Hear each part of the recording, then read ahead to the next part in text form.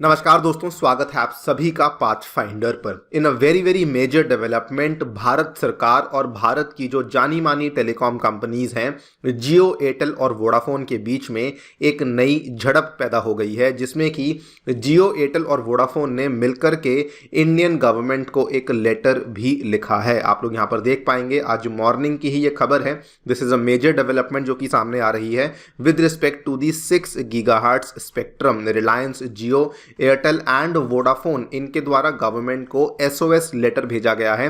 खबर जो है वो टाइम्स ऑफ इंडिया के द्वारा कवर करी गई है। आप लोग यहां पर भी देख पाएंगे, बेसिकली जो ये टेलीकॉम कंपनीज हैं इनके द्वारा हमारे जो आईटी मिनिस्टर हैं मिस्टर अश्विनी वैष्णव, इनको ये चिट्ठी लिखी गई है to renew appeal for reserving the 6 gigahertz spectrum band. मतलब कि जो 6 गीगाहर्ट्ज का स्पेक्ट्रम बैंड है, इन कंपनीज की मांग है कि वो वाला स्पेक्ट्रम बैंड बेसिकली इनको एलोकेट किया जाए। यहां पर भी आप देख पाएंगे COAI, that is the cellular operators association of India, जिसमें कि रिलायंस, एयरटेल और वोडाफोन देखने को मिलते हैं। उन्होंने आरोप लगाया है इंडियन गवर्नमेंट के ऊपर कि जो स्टैंड आपसे पहले अग्री हुआ था, आपने उस स्टैंड से डेविएशन किया है एट दी ग्लोबल मीट। सो एक ग्लोबल मीट चल रही है दुबई में, जहां पर कि इंडियन गवर्नमेंट का जो स्टैंड है वो थोड़ा अलग देखने को मिला है, और यही जो मुद्दा है ये वहां पर ही हमें देखने को मिला है, जहां पर COAI ने ये वाला आरोप इनके ऊपर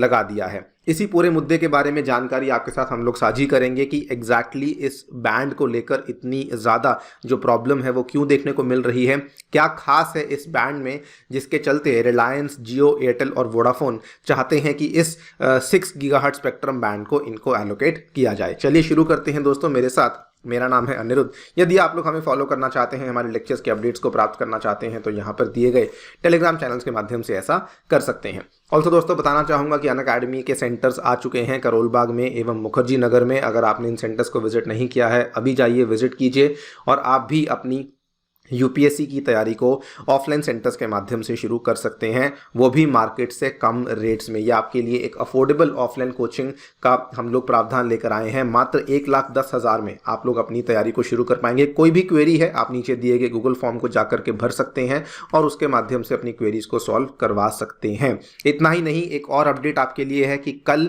यानी कि 15 दिसंबर को शाम को 6:30 बजे मैं आ रहा हूँ अनअकैडमी के इसी सेंटर में अलॉन्ग विद शुभेंद्र सर। आपको कोई भी डाउट है, किसी भी तरीके का आपको प्रॉब्लम फेस कर रहे हो विद रिस्पेक्ट टू यूपीएससी, तो आप लोग इस सेंटर में आ सकते हैं, हमसे मुलाकात कर सकते हैं, वार्ता कर सकते हैं और अपनी जो डाउट्स हैं उनको सॉल्व करवा सकते हैं। So I will be waiting for you guys.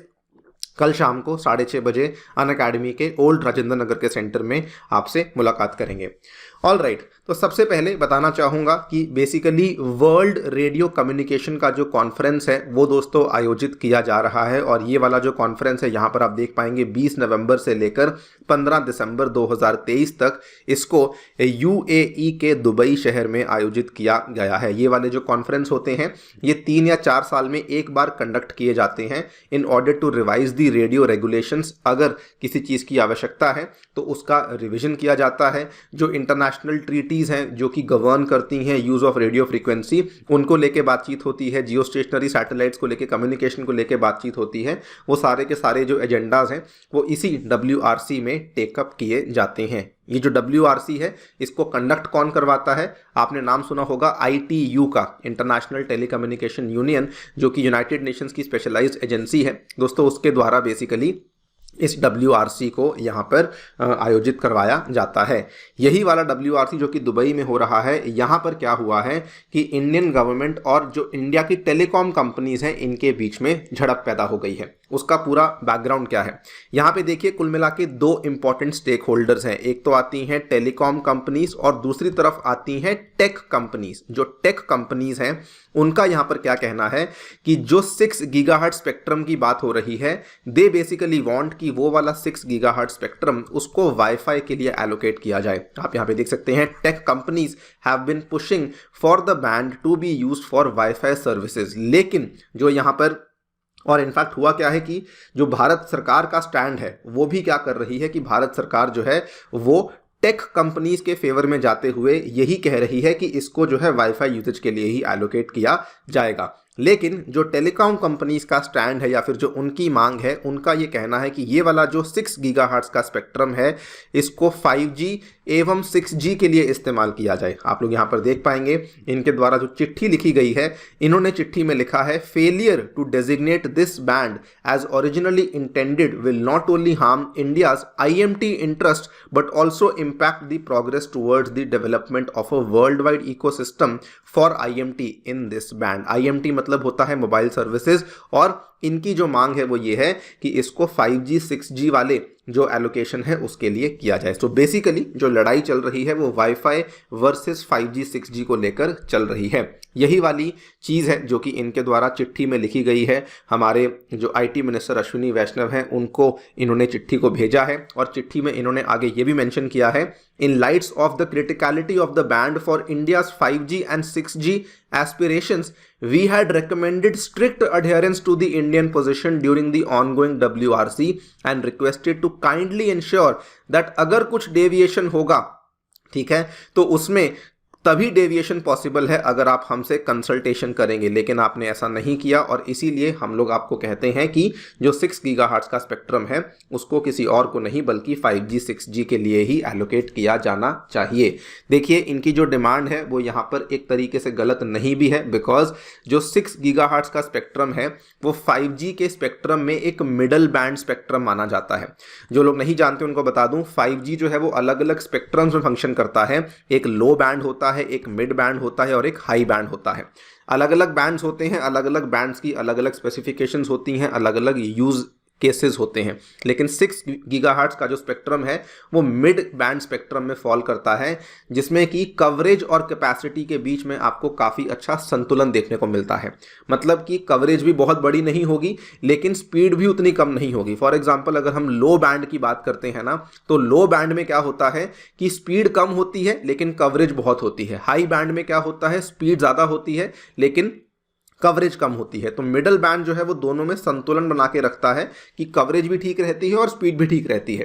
Companies का ये कहना है कि ये वाला जो मिड बैंड स्पेक्ट्रम है इसको 5G 6G के लिए ही एलोकेट किया जाना चाहिए, तभी जाकर के 5G का जो एवोल्यूशन है वो और आगे बढ़ पाएगा, और उससे आगे जाकर के जो 6G है उसमें भी हमें अच्छी एक प्रोग्रेस देखने को मिल सकती है। इनफैक्ट इतना ही नहीं, जो ग्लोबल बॉडी है जिसको हम लोग GSMA के नाम से जानते हैं, जो कि अगेन एक नॉन प्रॉफिट इंडस्ट्री बॉडी है जो कि इन सब चीज़ों को लेकर अपनी रिपोर्ट्स और पॉलिसीज निकालती रहती है, उन्होंने भी इस चीज़ के ऊपर काफ़ी एम्फसाइज किया the significance of this spectrum, stating that it is the only large contiguous block of mid band spectrum which can deliver affordable 5G services। मतलब कि अगर हमें भारत में सस्ते अफोर्डेबल 5G सर्विसेज चाहिए तो उस केस में 6 गीगाहर्ट्ज के स्पेक्ट्रम को 5G सर्विसेज के लिए ही एलोकेट किया जाना चाहिए। This is the main argument जो कि इन कंपनीज के द्वारा दिया गया है, और इसीलिए इनके द्वारा ये चिट्ठी है जो कि भारत सरकार को लिखी गई है। अब देखते हैं क्या होता है कल, क्योंकि जो WRC है कल उसका आखिरी दिन है, और आखिरी दिन पे ये फैसला सामने आने वाला है कि क्या वो लोग इस 6 गीगाहर्ट्ज के स्पेक्ट्रम को IMT के लिए एलोकेट करेंगे या फिर मोबिलिटी यूजेज के लिए, मतलब कि वाईफाई के लिए एलोकेट करेंगे। कल जो ये फैसला होगा काफ़ी डिफाइनिंग फैसला होने वाला है, बिकॉज उससे ये तय होगा कि आगे जाकर के क्या 5G जो है वो इतना ही अफोर्डेबल रह पाएगा या फिर नहीं। देखते हैं क्या होता है, जो भी नई डेवलपमेंट आएगी आपके सामने हम लोग पेश करेंगे। जाने से पहले फिर से बताना चाहूँगा दोस्तों, हमारे सेंटर्स को विजिट नहीं किया है, मेरी रिक्वेस्ट है आपसे विजिट कीजिए और वहाँ पर जाकर के अपनी क्वेरीज को आप लोग सॉल्व करवा सकते हैं। Thank you so much for listening, stay tuned and stay safe.